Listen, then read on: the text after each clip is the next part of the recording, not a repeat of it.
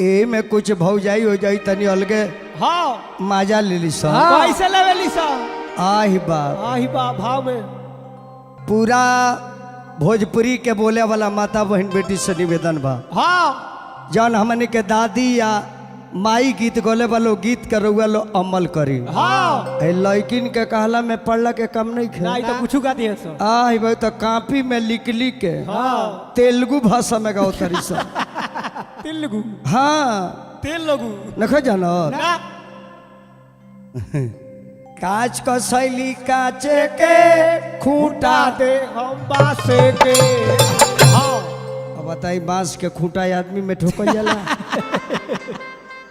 ते ही बताओ लंगड़ा ना आदमी में बास घुराई चाम के अब अगर में एगो सारका तोरा हॉल जा हो जा तो बताओ तो बहू का खोखते खोखते मर जाए हाँ हाँ यही से सीडीएम एक बार हम गौले रहे गीत के का अरे रिमा झीमा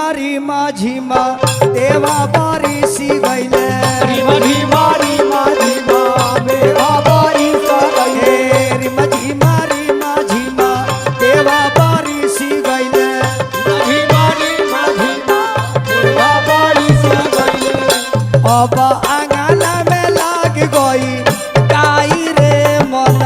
धीरे धीरे आंगना में लाग गई गाई रे अब आंगना में लाग गई गाई रे मन धीरे रे धीरे आंगना में लाग गई गाई रे मन धीरे पानी भरे चलली ठे पैदा बहु पानी भरे चलाली है किरो बाबूआ सहू अब लतावे गईल पीछा धीरे मना धीरे बाबा लगावे गईला बिचालाई रे मना धीरे अब लतावे गईल पीछा लाई रे मन धीरे रे धीरे बाबा लगावे गईला बिचालाई रे मना धीरे धावल धूपल कैले मुसरफ रसिया धावला धूपला पहले मुसारा रसिया अब सहोरी के लिहले ठाई रे मन धीरे बाबा सोहाई के लिहाले उठाई रे मना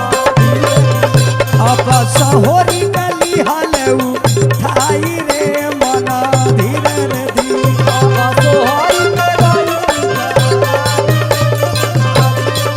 अब सहोरी के लिहले ठाई रे मन धीरे धीरे लिहाले